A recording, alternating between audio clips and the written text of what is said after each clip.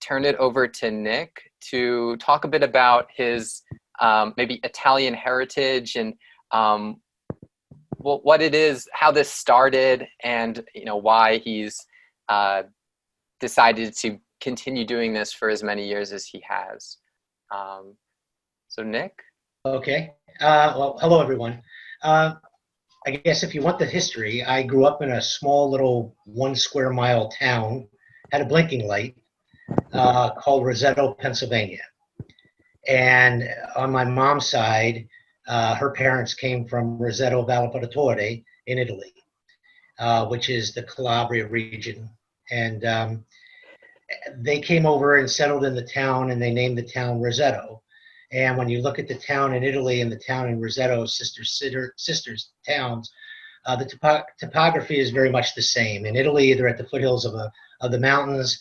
In Roseto, you're at the foothills of the Poconos. So when you look out, that's what you're seeing. It's an area that was known for the land of roses, hence the name Roseto. Hannibal had taken his elephants through.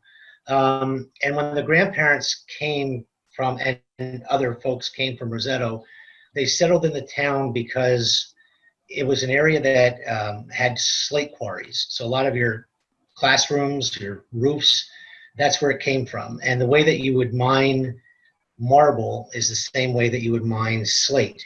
So the people, they were in a town called Bangor, not like the same spelling as Bangor, Maine, but called Bangor. They were Welsh, and they owned these slate quarries, but they had the land but had no idea what to do with it. So that's how the people started coming over. And so when they came into the town, they worked in these slate quarries, and other businesses started coming around with blouse mills and all. But back in 1962, a gentleman by the name of Dr. Wolf in a neighboring town, I'm going to say maybe 15, 20 miles away, called Nazareth, famous for Mario Andretti. Nazareth, the doctor was a cardiologist. And what he was finding was that, interestingly enough, a lot of people were coming there with heart problems, but he didn't see anyone from Roseto. And so he was able to get a grant, and they did a study. And what they found at that time is what a lot of us know today, but back then it wasn't. They found that it had the least amount of heart attacks per capita anywhere in the United States, this small little town. There were books written about it, Totally Rosetos. There's other books that have been written, the television stations there.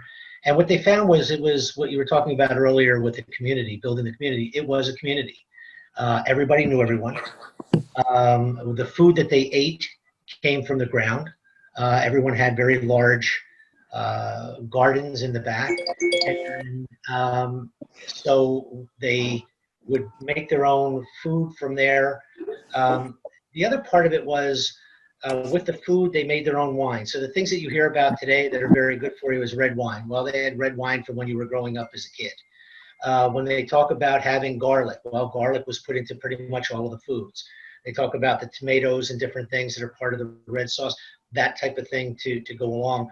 And so stress was also a very big item that wasn't really prevalent there. Again, if something were to happen to someone, everybody would step up to the plate. My dad happened to die at a young age, and I was 16. And I mean, all of a sudden, I've got jobs painting houses, working in a blouse mill, pouring concrete for basements, because everybody was giving me a job to take care of my mom.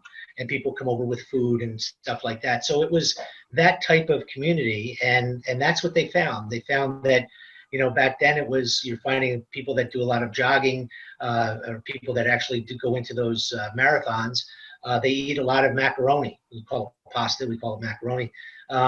But they would eat a lot of that stuff before they go out there, and that was all part of what they did. They worked all day, and you came home, and every Sunday and 3 days, 4 days a week, you had macaroni.